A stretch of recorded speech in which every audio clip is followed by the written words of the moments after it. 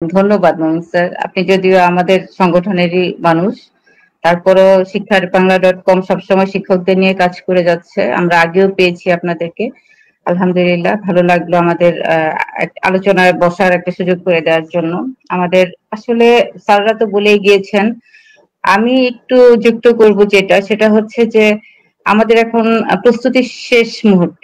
একদম মানে আর মাত্র ২টা দিন আছে মাঝখানে। আমরা নারী যদি বলেন যে নারী শিক্ষিকারা কি মানে কতটুকু অগ্রগতি বা তারা আসার জন্য কতটুকু প্রস্তুতি নিয়েছে, আমরা জেলা উপজেলার খোঁজখবর নিয়ে ৬৪টা জেলায় আপনার ৪৯৫টি উপজেলায় আমাদের যে সমন্বয়করা আছেন যথেষ্ট মানে কাজ করে যাচ্ছেন এবং সাড়া পাচ্ছেন।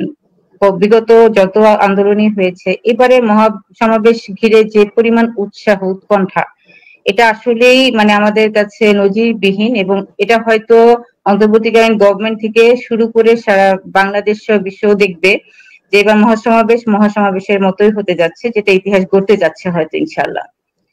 আমি আশা করব যে আমাদের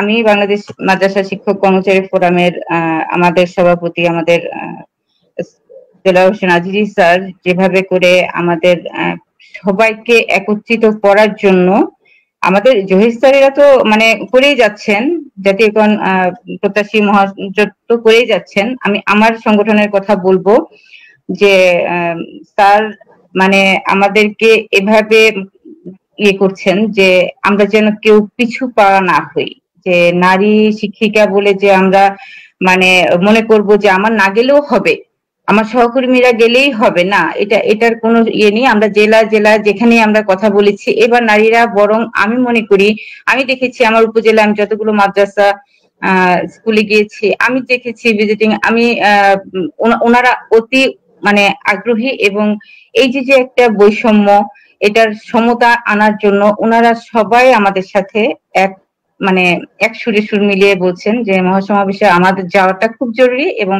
এই সময় এই অন্তর্বর্তীকালীন সরকারের সময় যদি আমরা আমাদের বৈষম্য মানে নিপাত না করতে পারি তাহলে তো আর সম্ভব না। এই জিনিসটা সবার মাঝেই ক্লিয়ার স্যার, এই জিনিসটা সবার মাঝে ক্লিয়ার, সবাই উৎসাহী। আশা করি আমাদের যে লক্ষ্য, আমরা একটা বৈষম্যহীন নিরাপদ একটা সম্মানজনক জীবিকার জন্য আমরা যেভাবে মানে আগাচ্ছি, মহাসমাবেশের মতোই হবে, এবং আনুপাতিক হার এবার যদি বলি আমাদের নারীরা পিছিয়ে থাকবে না, আমাদের নারী শিক্ষিকারা পিছিয়ে থাকবে না। আশা করি সবাই আসবেন ইনশাআল্লাহ। সমাবেশটা আশা করি ফলপ্রসূ হবে ইনশাআল্লাহ, সফলতার দিকে যাচ্ছে। যেভাবে আমরা রেসপন্স পাচ্ছি, আমাদের পুরো 8টা বিভাগ যেভাবে কাজ করছে, ইনশাআল্লাহ আমরা সফল হব ইনশাআল্লাহ। 13 তারিখের আগে রাতেও যদি আমরা শুনি যে আমাদের আমাদের অধিকার আদায়ের আমাদের যে মানে বৈষম্যগুলো নিরসন হয়ে যাচ্ছে, আমরা অবশ্যই নিজ নিজ কর্মস্থলে আমরা 13 তারিখে উপস্থিত হয়ে যাব। আপনি যেটা বলেছেন যে নারী শিক্ষকদের প্রতিবন্ধকতা, হ্যাঁ স্যার প্রতিবন্ধকতা আছে, কিন্তু নারী শিক্ষকরাও তো শিক্ষক, সেও তো মানুষ। একজন সচিব যে বাজার থেকে বাজার করছে, একজন নারী শিক্ষকের এমনও অনেক নারী শিক্ষিকা আছে যাদের যাদের উপার্জনে পুরো পরিবার চলে, অনেক আছে আমাদের দেশে, আমাদের আশেপাশে উপজেলায় অনেক দেখেছি। তো আমাদের যেহেতু মানে দেয়ালে পিঠ ঠেকা, আমাদের তো এখন বসে থাকার সময় নেই বা সুযোগ নেই। আর এখন এই সময়টা এমন একটা মহাসমাবেশ, এখানে আমাদের প্রতিবন্ধকতা করার মতো পারিবারিক কোনো আমাদের কোনো প্রেশার নেই যে আমরা যেতে পারবো না। তারপরও কিছু প্রতিবন্ধকতা থাকে, প্রাতিষ্ঠানিক প্রতিবন্ধকতা কাটাতে পারে, যে কেউ মানে চাইলে আমরা সিএল নিতে পারবো, একদিনের সমাবেশ কোনো ব্যাপার না, আমরা নিতে পারবো, সিএল নিতে পারবো।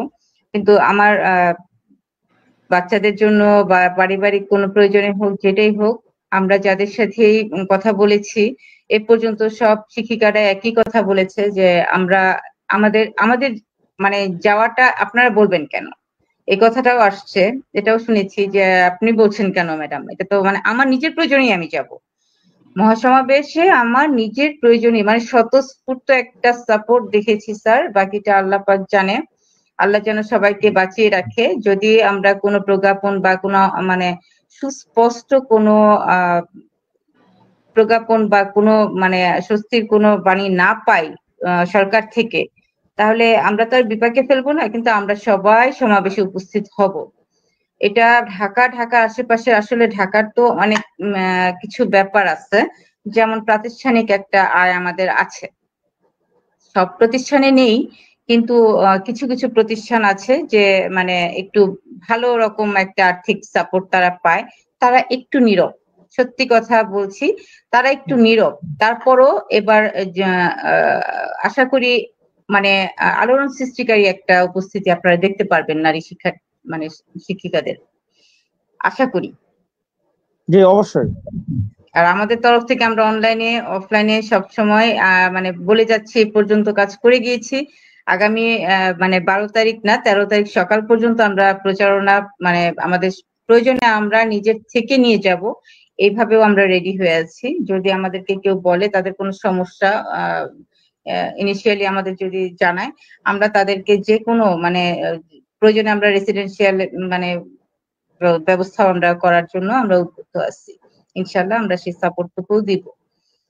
তারপরে যেন সবাই আসে, আমি উদাত্ত আহ্বান জানাবো আপনার এই লাইভের মাধ্যমে যে সবাই যেন নিজের অধিকার, নিজের জন্য, নিজের একটা সন্তোষজনক একটা জীবিকা, একটা নিরাপত্তা যে কোনো ভাবেই হোক একটা দিন সবাই ম্যানেজ করতে পারে, যে কোনো ভাবেই হোক, যে কোনো ভাবেই হোক সবাই যেন মহাসমাবেশে মানে উপস্থিত হয়।